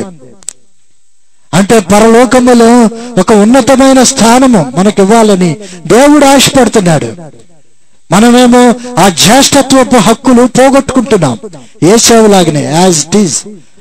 కూర కోసం ఏశావు తన జ్యేష్ఠత్వాన్ని వదులుకున్నాడు. చిక్కుడుగాయ కూర, ఎంత భాగ్యం అది.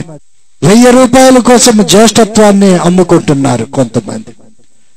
10,000 కోసము జ్యేష్ఠత్వపు హక్కులు అమ్ముకుంటున్నారు. డబ్బు కోసము జ్యేష్ఠత్వాన్ని అమ్ముకుంటున్న మనుష్యులు. డబ్బు కోసమే, కేవలం ధనమా దైవమా అని 2 మాటలు పక్కనే రాశామనుకోండి, మీరు దేనికి టిక్కి పెడతారో చెప్పనా? చెప్పండి, మీరు చెప్పండి, దేనికి పెడతారు? 1,00,00,000 రూపాయలు పక్కన పెట్టి, 1,00,00,000 సూర్యుల కాంతులు తేజస్సు కలిగిన దేవుణ్ణి పక్కన పెడితే మీరు 1,00,00,000 రూపాయల కోసమే పరిగెడతా ఉంటారు. మనుషుల యొక్క ఉద్దేశాలు అవి. మనం అలా ఉండకూడదు. దేవుని కొరకు అన్నట్టుగా మనము బ్రతకాలి. సాతాను రకరకాలుగా ప్లాన్లు వేస్తాడు, ఎరవేస్తా ఉంటాడు, నేను లాగి అవతల పడేయాలి. అపవాదికి దాని ఉద్దేశం ఏంటంటే నిన్ను అగ్నిగుండంలో పడవేయటమే దాని యొక్క మెయిన్ ఉద్దేశం. అగ్నిగుండములో, నరకములో పడవేయటము, పడద్రోయటం దాని ఉద్దేశం. అది పడాలనుకుంటే పడండి, కానీ దేవుడు అంటున్నాడు నీవు పడటానికి వీలు లేదు అంటున్నాడు.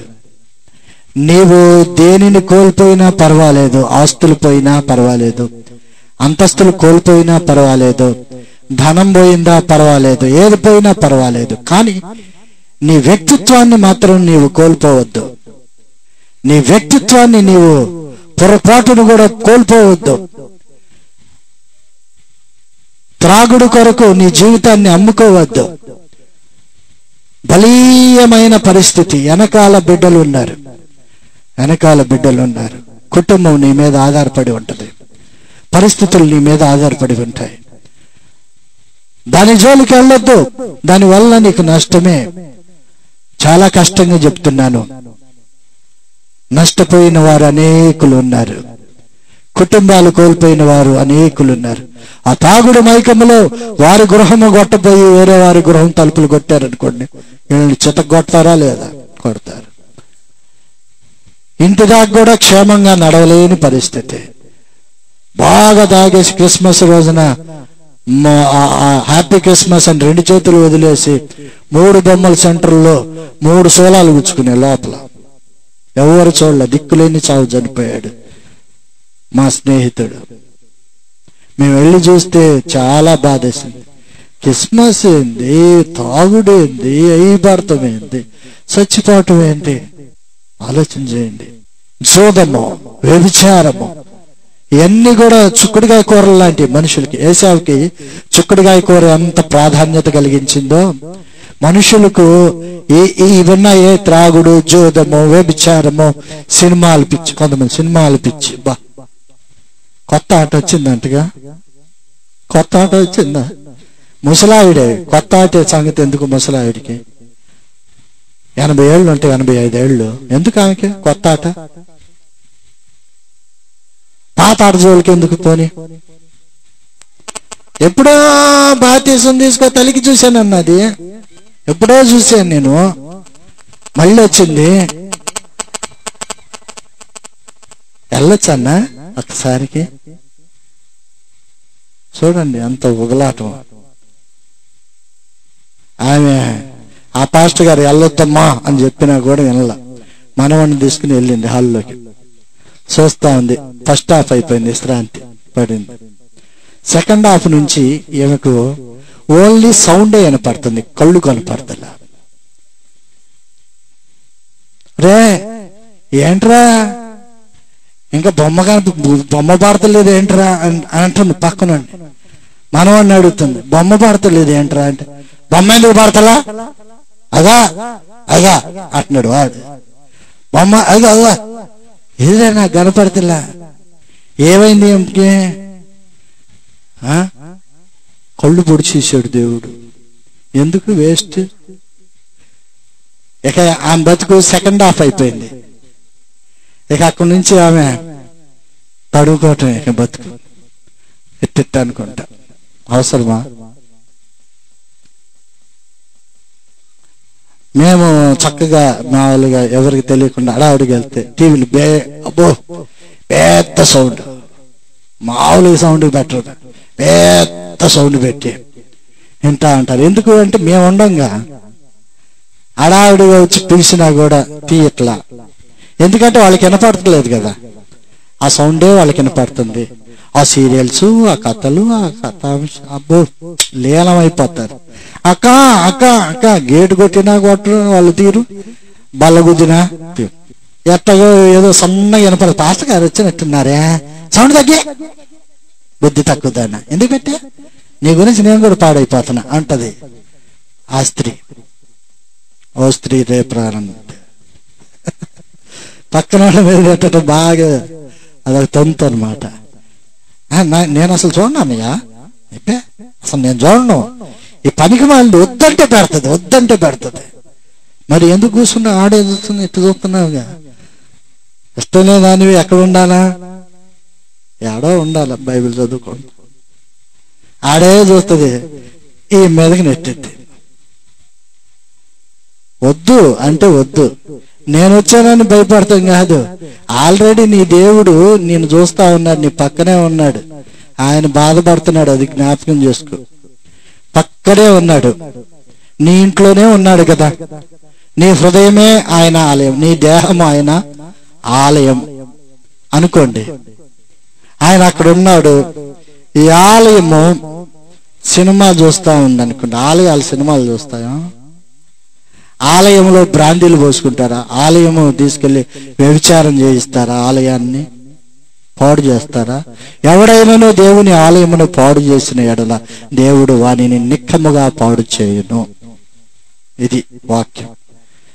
నీ దేహాన్ని పాడు చేసుకున్నావా? అది ఆలయము, దేవుని ఆలయం సుమా. జాగ్రత్తగా ఉండాలి, పాడు చేసుకోవద్దు. నీ వ్యక్తిత్వాన్ని కోల్పోవద్దు. ఇంకొకటి ఏంటంటే, దేనిని కోల్పోకపోయినా దేవునితో సహవాసము మాత్రము కోల్పోవద్దు. ఇది సహవాసం, ఫెలోషిప్ అంటారు దీన్ని. ఈ సహవాసాన్ని నీవు కోల్పోవటానికి వీల్లేదు. ఫెలోషిప్. మీరు ఈ సహవాసము విడిచి వెళ్ళిపోయారనుకోండి, మీ స్థానం అక్కడే ఉంటది. అదేమి ఎవరు తీరు, దేవుడు కూడా తీయడు. మరలా నీ వచ్చేదాకా చూస్తా ఉంటాడు. నీ స్థానంలో మరలా నీవు కూర్చుంటే సరి, లేదనుకో ఇక ఆయన చూసి చూసి చూసి నీ సంగతి పక్కన పెట్టాడు అనుకో, చాలా ప్రమాదంగా ఉంటది. దేవుని యొక్క సహవాసం. మీరు ఎలాగొచ్చారో నాకు తెలియదు. ఇది పరిశుద్ధ ఆలయము. పరిశుద్ధాత్మ దేవుడు మిమ్మల్ని ఇక్కడికి తీసుకుని వచ్చారు. మీకు ఇక్కడ కొద్దిగా నెమ్మది ఉంది. ఆయా ప్రదేశాల్లో మీరు మొదటి నుంచి ఉన్నారు, నేను కాదంటలా. అక్కడ మీరు ఆలు నేర్చుకున్నారు. అక్కడ మీరు ఏం నేర్చుకున్నారు? ఆ ఆలయాల్లో ఊరు అమ్మహా దాకా నేర్చుకున్నారు. ఇక్కడ మీరేం నేర్చుకుంటున్నారు అంటే, మీరేం నేర్చుకుంటున్నారంటే పూర్తిగా ఏ టు జెడ్ ఏం కావాలో అదంతా, జీవితానికి కావాల్సినవన్నీ కూడా ఇక్కడ దేవుడు మీకు నేర్పిస్తున్నాడు. అందుకు తెచ్చాడు మిమ్మల్ని ఇక్కడికి. అంటే అక్కడ లేదని కాదు, ఊళ్ళో చాలా ఉన్నాయి, ఊరు నిండా ఆలయాలే ఉన్నాయి, కాదంటలేదుగా. కానీ ఇక్కడికి దేవుడు నడిపించినప్పుడు ఆయన ఉద్దేశం వేరు, ఆయన ఉద్దేశం వేరు. ఇక్కడ యూకేజీ టు పీజీ దాకా అన్ని కూడా ఇక్కడ నేర్పించబడతాయి. హల్లెలూయా, హల్లెలూయా. కనుక జాగ్రత్తగా పరిశుద్ధాత్మను కోల్పోవద్దు, దేవుని యొక్క సహవాసమును కోల్పోవద్దు, పరిశుద్ధాత్మను కోల్పోవద్దు. తప్పిపోవద్దు వీటి విషయంలో. పరిశుద్ధాత్మను కోల్పోయి దేవునికి దుఃఖకరంగా నీవు మారొద్దు. ఆయన సన్నిధిని కోల్పోవద్దు, మహిమ గల ప్రసన్నతను కోల్పోవద్దు. దేవుని యొక్క సన్నిధి, దేవుడు ఇక్కడ ఉన్నాడు. ఏముంటాడు ఇక్కడ దేవుడు అనుకుంటున్నారా?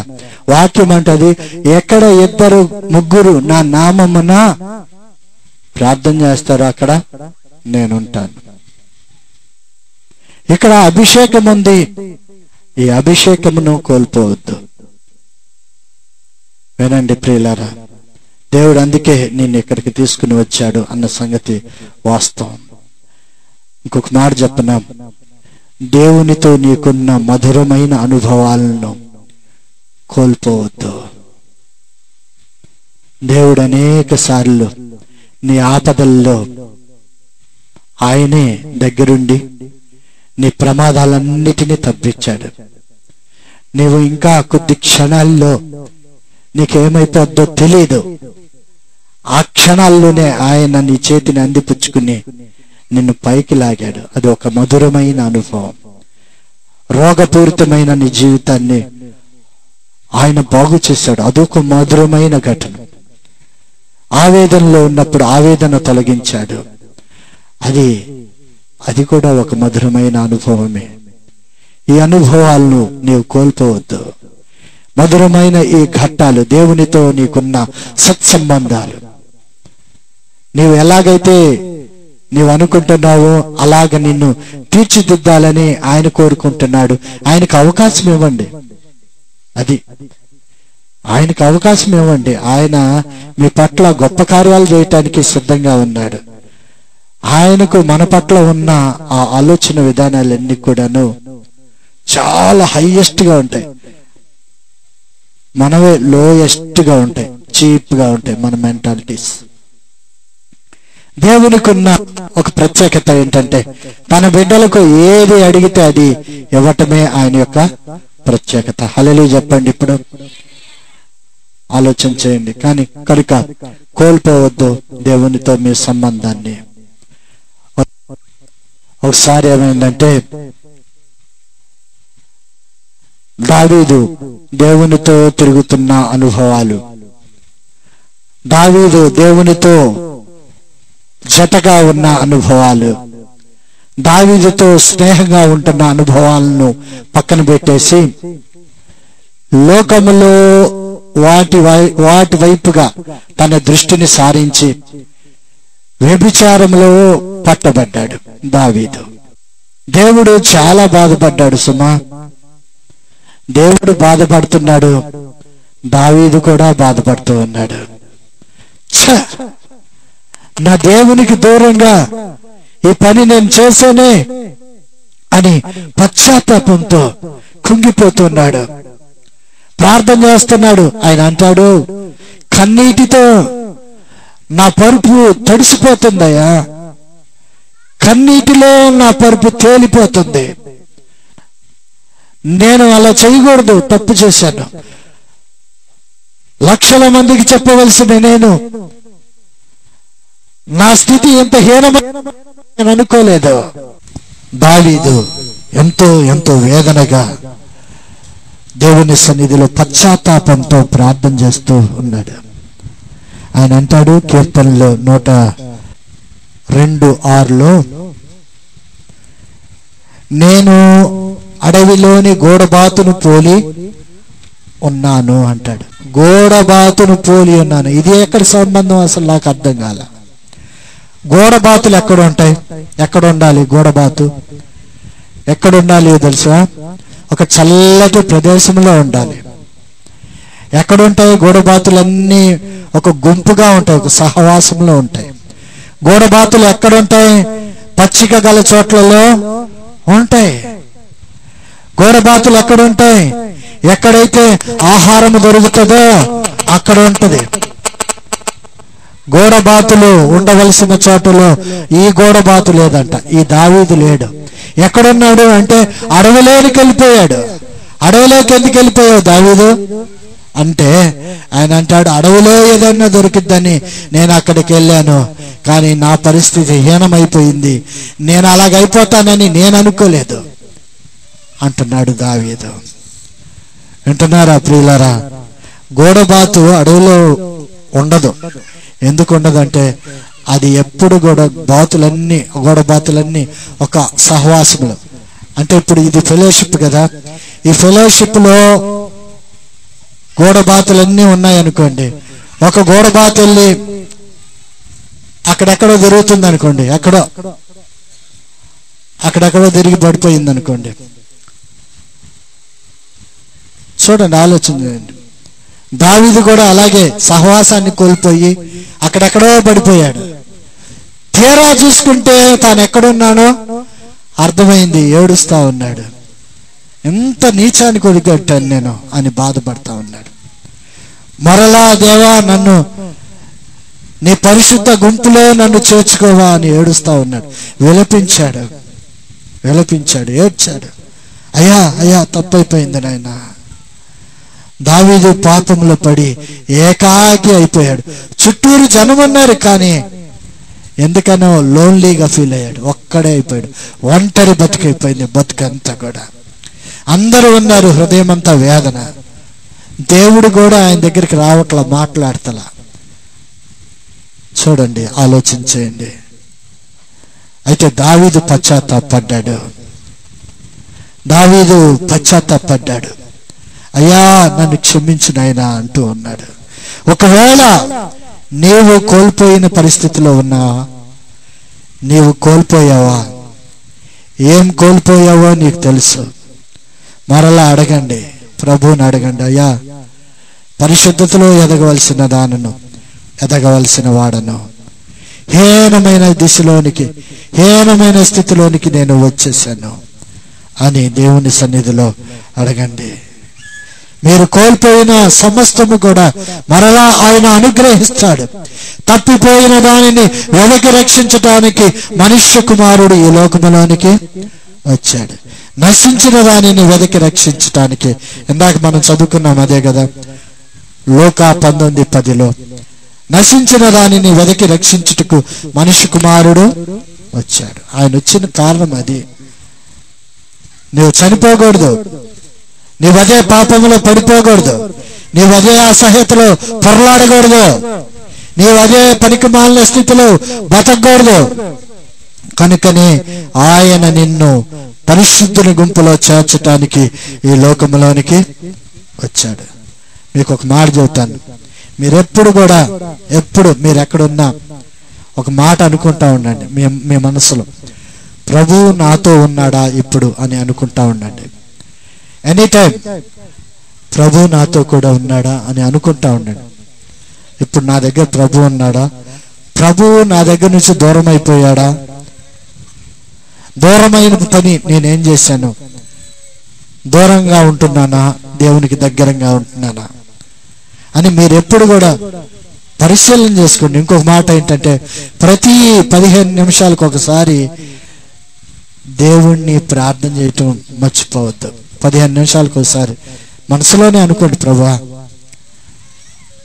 దేవుణ్ణి అడగండి, ప్రభా నేను నీలో ఇంకా దగ్గర అయిపోవాలయ్యా, నీ పరిశుద్ధతలో ఇంకొంచెం పెరగాలి, నీ పరిశుద్ధతను నేను అద్దుకోవాలి, నీ పరిశుద్ధతను నేను విడిచిపెట్టకూడదు, పాపము జోలికి నేను వెళ్ళను, నీ పరిశుద్ధతలో నేను భద్రంగా బతుకుతానయ్యా, అట్టి కృపాభాగ్యం నాకు దయచేయి అని ప్రతి 15 నిమిషాలకి దేవుణ్ణి అడగటం నేర్చుకోనండి. ఇంకొక మాట, ప్రతి 4 గంటలకు ఒకసారి నీ దగ్గర ఉన్న బైబిల్ తీసి ఒక్క అధ్యాయం అన్నా చదువుకోండి. 4 గంటలకు ఒకసారి దేవుడు నీతో మాట్లాడతాడు ఆ అధ్యాయం ద్వారా. 15 నిమిషాలకు ఒకసారి నువ్వు ఎక్కడున్నా, ఏ ప్రదేశంలో ఉన్నా, నీ మనస్సు, కళ్ళు దేవుని మీద లగ్నం చేసుకొని ప్రార్థన చేయండి. కళ్ళు తెరిసే ప్రార్థన చేయొచ్చు, ప్రాబ్లం ఏం లేదు. ఏంది నువ్వు కళ్ళు మూసుకోలేదు అని దేవుడు అడగడు. కళ్ళు తెరిచి ప్రార్థన చేయొచ్చు, నడుచుకుంటా ప్రార్థన చేయొచ్చు, అంట్లు దోమతా ప్రార్థన చేయొచ్చు, ఇల్లు ఉడుస్తా ప్రార్థన చేయొచ్చు, బట్టలు ఉతుకుతా ప్రార్థన చేయొచ్చు. చాలా టైం, లేజర్ టైం, చాలా చాలా లేజర్ టైం దేవుడు మనకు అనుగ్రహించాడు. ఇదంతా మనకిచ్చిన ఆయన అనుగ్రహమే. నా టైం దొరకట్లేదు ప్రార్థన చేసుకోవటానికి అనుకోవద్దు. 5 నిమిషాలైనా దేవునితో మాట్లాడండి. ఎవరు లేరు, ఒంటరిగా ఉన్నావు, కళ్ళు తెరిసే ఉంచుకోండి. పోనీ అలాగనే షాప్లోనే ఉన్నావు, అలాగే ప్రార్థన చేసుకో. ఎక్కడున్నా ప్రార్థన చేసుకోవటం నేర్చుకోవాలి. అది విశ్వాసులుగా మన యొక్క కర్తవ్యం. ఎక్కడున్నా ఆయన ప్రార్థన చేస్తే దేవుడు ఎంత సంతోషిస్తాడు తెలిసిన. నీవు ప్రార్థన చేసినప్పుడల్లా నీ దగ్గరే ప్రభు ఉంటాడు, ఇంకెక్కడికి పోడు. హల్లెలూయా చెప్పండి, హల్లెలూయా. అది మనం నేర్చుకోవాలి. కనుక ప్రతి 15 నిమిషాలకు ఒకసారి అయినా ప్రార్థన చేసుకోవటం, 4 గంటలకు ఒకసారి బైబిల్ చదవటం నేను నేర్చుకోనండి. ఇంకో టైం ఏంటంటే, ఇంకొక లేజర్ టైం చెప్తాను. మీకు నిద్ర పట్టదు అప్పుడప్పుడు కదా, హఠాత్తుగా లేస్తారు, ఏదో పీడకాలు వచ్చింది లేస్తారు. లేచిన తర్వాత ఇక బయటికి వెళ్ళి వస్తారు, బాత్రూమ్కో ఇటో వెళ్ళి వచ్చి మళ్ళీ పడుకుంటారు, నిద్ర పట్టదు. పై చూస్తూ ఉంటారు, ఏం కనపడుతుంది? పైన ఫ్యాన్ కనపడుతుంది, మహా తిరిగితే పైన అవుతాం, లేకపోతే ఇటు చూస్తే ఇటు ఫ్యాన్ ఉంటుంది అనుకోండి. పైన లేకపోతే పక్కన ఫ్యాన్ ఉంటుంది, ఫ్యాన్ లేకుండా ఎవరు ఉండరు. దానికి వెళ్ళి చూసే బదులు కళ్ళు మూసుకుని దేవుణ్ణి ప్రార్థన చేయండి. అదొక టైం, చక్కటి టైం. అందరు నిద్రపోతున్నారు, నీవు నీ దేవుడు మాత్రమే మెలకుగా ఉన్నారు. నీవు నీ దేవుణ్ణి కావాల్సినవన్నీ అడుక్కోవచ్చు. అది టైం, డిస్టర్బ్ లేని టైం. ఎవరు నేను డిస్టర్బ్ చేయరు. అమ్మా అమ్మా అని అడగరు, అమ్మా అన్నం పెట్టు అనరు. టైం అది నీకు మంచి ఫ్రీక్వెన్సీగా ఆ టైం దేవుడు నీకు ఇచ్చాడు. ప్రార్థన చేయటము మనం నేర్చుకోవాలి. ఆ తలంపు ఉండాలి, ఆ స్నేహభావం. స్నేహము అనేది అక్కడే మనకి అర్థమవుతుంది. బాగా ఫ్రెండ్షిప్గా ఉన్న వారితో ఎక్కువ మాట్లాడతారా, ఫ్రెండ్షిప్ లేని వాళ్ళతో ఎక్కువ మాట్లాడతారా? మీరు ఫ్రెండ్షిప్ ఉన్న వాళ్ళతో బాగా ఎక్కువగా మాట్లాడతారు. దేవుడు మీ ఫ్రెండ్షిప్ను కోరుకుంటున్నాడు, మీ సహవాసాన్ని ఆయన కోరుకుంటున్నాడు. ఆయనతో మీరు మాట్లాడటము మీరు నేర్చుకోవాలి. ఆయన ఎదురు చూస్తూ ఉంటాడు, ఈ రోజన్నా నాకు ప్రార్థన చేస్తుందా? నెల నుంచి ప్రార్థన చేయని వాళ్ళు చేతులు పైకెత్తండి. అసలు నెల నుంచి నేను ప్రార్థన చేయట్లేదు, ఎవరు లేరు. దేవుని స్తోత్రం, హల్లెలూయా. వారం నుంచి ప్రార్థన చేయని వాళ్ళు చేతులు పైకెత్త. ఈ రోజు తప్ప వారం నుంచి, నేను పోయిన ఆదివారం చేశాను, ఈ ఆదివారము దాకా నేను మరలా చేయలేదు, దేవుణ్ణి నేను గుర్తుపెట్టుకోలేదు అన్న వాళ్ళు ఒకసారి చేతులు పైకెత్తండి. ఎవరు లేరు. నిన్నటి నుంచి ఇప్పుడు దాకా నిన్న చేశారా? ఎంతమంది చేశారు? నిజమే చెప్పండి. ఇట్ట అని ఈ చేతి తిట్ట అనబాకండి. అవి చెయ్యి లేకలేకపోతుంది, ఇంకో చెయ్యి తిట్ట లేపో. వాళ్ళు లేవని అనుకుంటారు, లేపో అని లేపొద్దు. నిజమైతేనే లేపండి. ప్రార్థన అంటే దేవునితో మాట్లాడటం, వాక్యం చదవటం, దేవుడు మనతో మాట్లాడటం. కనుక ముగింపులో ఒక మాట చెప్తాను మీకు. ముగింపులో యోహాను 3:17 ఆయన ఎందుకొరకు వచ్చాడు అంటే, ఎందుకొరకు వచ్చారంటే మనకు ఆయన రక్షణ ఇవ్వటానికి, రక్షణ కొరకు ఆయన వచ్చాడు తప్ప తీర్పు తీర్చటానికి ఆయన ఈ లోకములోనికి రాలేదు అని వ్రాయబడి ఉంటుంది. యేసు ప్రభు ఎందుకు వచ్చారు అంటే నశించిపోయే దానిని వెదకి రక్షించటానికి, అంటే రక్షణ ఇవ్వటానికి ఆయన ఈ లోకంలోనికి వచ్చాడు, తీర్పు తీర్చడానికి కాదు. కనుక ఈ టైంను నువ్వు, ఇది వాల్యుబుల్ సమయం. ఇది నీవు ఇప్పుడు బ్రతుకున్న ఈ సమయం ఉందే, ఒకవేళ ఈ సమయము తర్వాత నీకు ఉండకపోవచ్చు. రేపు అనేది లేదు, రేపు అనేది లేనే లేదు. ఈ రోజే ముఖ్యమైన రోజుగా నీవు ఎన్నుకోవాలి. ఒకవేళ ఇంకా ఏదైనా దేని విషయంలోనైనా నీవు తప్పిపోతే ఈ రోజు నా దేవుని సన్నిధిలో అడగండి, ఆయన రక్షించటానికే వచ్చాడు. ఇంకొక మాట చెప్తాను, లూకా 19:10 నశించిన దానిని వెదకి రక్షించుటకు మనిషి కుమారుడు ఈ లోకంలోనికి వచ్చాడు. హల్లెలూయా చెప్పండి, హల్లెలూయా. అంతేగాని పచ్చిక గల చోట్ల పరుండవలసిన దావీదు ఏం చేశాడు అంటే గోడబాతులాగా అరణ్యంలో తిరుగుతున్నాడు అంట. అయ్యా అంతకు ముందర ఏం చెప్పావు నువ్వు దావీదు? అంతకు ముందర ఏం చెప్పావు? 23వ అధ్యాయంలో 23వ కీర్తనలో పచ్చిక గల చోట్లలో ఆయన నన్ను పరుండజేయుచున్నాడు అన్నావుగా. మరేంది ఇప్పుడు గోడబాతులాగా నేను అడవిలో తిరుగుతున్నాను ఏకాకిలాగా? ఆ స్థితిలోకి వెళ్ళొద్దు. గోడబాతులు కాదు మీరు, గోడబాతుల్లాగా ఒంటరిగా వెళ్ళొద్దు, గొర్రెల్లాగా ఒంటరిగా ఎత్తుకోవద్దు, చిక్కుకోవద్దు. దేనిలో పడితే దానిలో పదే పదే దేవుడు మీకు గుర్తు చేస్తున్నా కూడా ఒక్కసారి మీరు అదే పాపంలో పదే పడతా ఉన్నారు. దావీదైతే పశ్చాత్తాపడ్డాడు, ఇంకా మరి ఒక్కసారి దాని జోలికి వెళ్ళాల. వింటున్నారా? మరలా సహవాసంలోనికి వచ్చేసాడు. హల్లెలూయా చెప్పండి ఇప్పుడు గట్టిగా, హల్లెలూయా. దేవుడు ఈ వాక్యమును బహుగా దీవించి ఆశీర్వదించును గాక. ఆమేన్, ఆమేన్. ముగింపు ప్రార్థన చేసుకుందాం. ముగింపు ప్రార్థన చేసుకుందాం. కృపా కనికరములు కలిగిన మా గొప్ప తండ్రి, సర్వశక్తివంతుడా మీకు స్తోత్రాలు చెల్లిస్తూ ఉన్నాం నాయన. స్తోత్రం స్తోత్రం స్తోత్రం స్తోత్రం స్తోత్రం చెల్లిస్తూ ఉన్నాం నాయన. మహోన్నతుడా, మహాగణుడా, మహా గొప్ప కార్యములు చేయవాడా మీకు స్తోత్రాలయ్యా. శక్తివంతుడా మీకు స్తోత్రాలయ్యా. ఉన్నతుడా మీకు స్తోత్రాలయ్యా. అయా ఈ యొక్క పరిశుద్ధ ఆదివార దినమున ఇదిగో నీ బిడ్డలంతా మీ సన్నిధిలో ఏకీభవిస్తూ ఉండగా ప్రభా నాయన, ఇప్పటి వరకు కూడా ఈ యొక్క పరిశుద్ధ ఆదివారపు ఆరాధనలో నీ బిడ్డలంతా ఏకీభవించి ఉండగా ప్రభా అయ్యా, నీ బిడ్డలందరినీ కూడా వాక్యము చేత మీరు బలపరిచిన విధానమును బట్టి మీకు స్తోత్రాలు నాయన.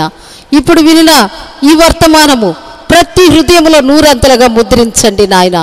వాక్యము విని వదిలేసే వారిగా కాకుండా వాక్యము విని వాక్యానుసారంగా నడుచుకునే బిడ్డలుగా ప్రతి కుటుంబమును మీలో బలపరిచి ఈ వాక్యము చేత మరి మీ శక్తితో ఈ వాక్యము చేత మీరే మీ బిడ్డల్ని బలపరిచి మీ యొక్క ఆశీర్వాదములతో ప్రతి కుటుంబమును నింపండి నాయన.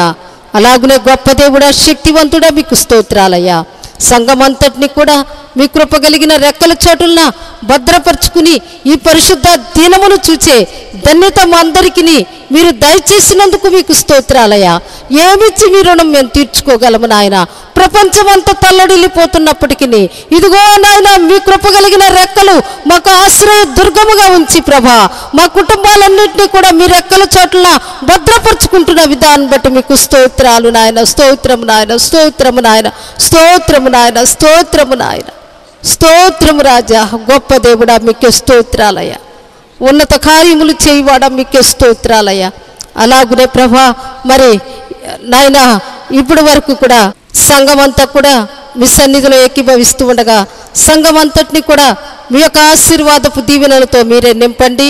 అలాగునే నాయన మరి బిడ్డలకు ఏమేమైతే అవసరతలు ఉన్నాయో ప్రతి వ్యాధి బాధ సమస్యల నుండి కూడా విడుదల చేయండి. ప్రతి కుటుంబం చుట్టూ కూడా మీ యొక్క అగ్ని కంచె వేసి మీ కృపల్లో ప్రతి కుటుంబమును భద్రపరచుకోండి నాయన. ప్రతి ఒక్క సమస్య, ఇరుకు, ఇబ్బంది యేసు నామములో తొలగిపోవునుగాక. ప్రతి కుటుంబం చుట్టూ దేవుని యొక్క అగ్ని కంచె వేయబడి ఉండునుగాక. ఆమేన్. అలాగునే నాయన గొప్ప దేవుడా, మీకు స్తోత్రాలయ్యా. మేమందరం కూడా త్వరగా సమాజముగా కూడుకుని మిమ్మల్ని ఆత్మతో సత్యముతో ఆరాధించే ధన్యత మా అందరికీ కూడా మీరు దయచేస్తున్నారని మేము నమ్ముచున్నాం నాయన. త్వరగానే మేమంతా కూడుకునే ధన్యత మీరు ఇస్తున్నారని మేము నమ్ముచున్నాము నాయన. అయా శక్తివంతుడా, మీకు స్తోత్రాలయ్యా. ఉన్నతుడా, మీకు స్తోత్రాలయ్యా. అందరమును కూడా సంఘము కూడా ప్రార్థిస్తూ ఉన్నాం నాయన. ఆ కలవరపరుస్తున్న ఆ యొక్క ప్రపంచాన్ని కలవరపరుస్తున్న ఆ కరోనా వ్యాధిని తరిమి కొట్టి ప్రభా మరి మేమందరము త్వరగా సమాజముగా కూడుకుని నాయన మీ ఆలయములో మిమ్మల్ని గణపరిచే బిడ్డలముగా సంఘం అంతటిని కూడా మరి మీరు ఐక్యపరుస్తారని నాయన సంఘం అంతటిని కూడా సమాజముగా కూడుకునే ధన్యత మీరు ఇస్తున్నారని మేము నమ్ముచు ఉన్నాం నాయన. గొప్ప దేవుడవు, శక్తివంతుడవు, మీకు స్తోత్రాలయ్యా. అయ్యా మరి ప్రపంచమును కలవరపరుస్తున్న వ్యాధిని, కరోనా వ్యాధిని మీరే తరిమి కొట్టి ప్రభా ఏది మమ్మల్ని మీ నుండి ఎడబాటు చేయలేదు అని మేము ఈరోజు వాక్యము ద్వారా నాయన మేము గ్రహించగలిగి ఉన్నాము నాయన. దేవుని శక్తి ముందు ఏది మమ్మల్ని ఎడబాటు చేయలేదు అని ఎంతో శక్తివంతమైన వర్తమానం, శ్రమ అయినా, ఇరుకైనా, ఇబ్బంది అయినా, అది ఏదైనా, కరువైనా, ఖడ్గమైన ఏది మీ ప్రేమ నుండి మమ్మల్ని ఎడబాటు చేయలేదని మేము వాక్యము చేత మరి వాళ్ళ బలపరచబడి ఉన్నాము నాయన. సంఘం అంతా కూడా మీలో బలపరచబడుతూ మరి మీ శక్తితో నింపబడుతూ నాయన ఇంకా ఇంకా విశ్వాసములో ఎదుగుతూ నాయన మీ ఆశీర్వాద దీవెనలు పొందుకునే బిడ్డలుగా బహుగా బిడ్డల్ని దీవించమని మీలో బలపరచమని ప్రతి బిడ్డను కూడా ప్రభా మరి నాయన ప్రతి బిడ్డ కూడా ప్రభా ప్రార్థనాత్మ కలిగి మిమ్మల్ని నాయన స్తుతించే బిడ్డలుగా ప్రభా ప్రతి బిడ్డను దీవించి ఆశీర్వదించండి నాయన. అలాగునే అయా మరి మా యొక్క రాష్ట్రములు, దేశము, పట్టణముల చుట్టూ కూడా మీ కంచె అగ్ని కంచె వేసి మా కుటుంబాల చుట్టూ మీ అగ్ని కంచె వేసినందుకు మీకు స్తోత్రాలు నాయన. అయా మీ కృపల్లో మా దేశమును, రాష్ట్రమును, పట్టణములను కాపాడి మీ కృప కాపుదల మా కుటుంబాలకు దయచేస్తున్నందుకు స్తోత్రాలు చెల్లిస్తూ ఉన్నాం నాయన. మీ కృప కలిగిన రెక్కలు మాకు ఆశ్రయ దుర్గముగా ఉంచినందుకు మీకు స్తోత్రాలు చెల్లిస్తూ ఉన్నాం నాయన. అయా శక్తివంతుడా, మీకు స్తోత్రాలయ్యా. అయా ఉన్నతుడా, మీకు స్తోత్రాలయ్యా. ఈ పరిశుద్ధ ఆదివార దినమున ఎంతమంది బిడ్డలైతే ఈ యొక్క ప్రార్థనలు ఏకీభవిస్తూ ఉన్నారో ప్రతి కుటుంబం మీద కూడా మీ ఆశీర్వాదపు దీవెనలు మెండుగా కుమ్మరింపచేసి వాక్యం చేత బలపరిచి నాయన మీ నాయన ప్రభు ప్రతి బిడ్డను కూడా విశ్వాసములో ఎదిగింపచేసి నాయన అంతము వరకు మీలో నిలిచి ఉండు బిడ్డలుగా బహుగా ఫలించేడు బిడ్డలుగా బహుగా దీవించి ఆశీర్వదించమని ప్రతి కుటుంబం మీద మీ దీవెన ఆశీర్వాదాలు మెండుగా కుమ్మరింపచేయమని యేసు నామమున అడుగుచున్నాము తండ్రి. ఆమేన్, ఆమెన్. పరలోకమందున్న మా తండ్రి, నీ నామం పరిశుద్ధపరచబడుగాక, నీ రాజ్యం వచ్చునుగాక, నీ చిత్తం పరలోకమందు నెరవేరినట్లు భూమి యందు నెరవేరునుగాక. మా అనుదిన ఆహారం నేడు మా దయచేయండి. మా వల్ల అపరాధం చేసిన వారిని మేము క్షమించిన ప్రకారం మా అపరాధములు మీరు క్షమించండి. మమ్మల్ని శోధనలోనికి తేక కీడు నుండి తప్పించండి. రాజ్యము, శక్తి, మహిమ నిరంతరము నీవే అయ్యున్నావు తండ్రి. ఆమేన్. ప్రభు యేసు రక్తమునకు జయం, అపవాది క్రియలకు లయం. ప్రభు యేసు రక్తమునకు సంపూర్ణ విజయం, అపవాది క్రియలకు అనంత నాశనం. హల్లెలూయా, హల్లెలూయా, హల్లెలూయా. స్తోత్రం, స్తోత్రం, స్తోత్రం. ఆమేన్, ఆమేన్, ఆమేన్. మన తండ్రి అయిన దేవుని ప్రేమ, కుమారుడైన యేసుక్రీస్తు వారి కృప, పరిశుద్ధాత్మ దేవుని అన్యోన్య సహవాసము ఇప్పుడు ఎల్లప్పుడు సదాకాలము మనందరికీ తోడయుండును గాక. ఆమేన్, ఆమేన్, ఆమేన్. మీ అందరికీ వందనాలు.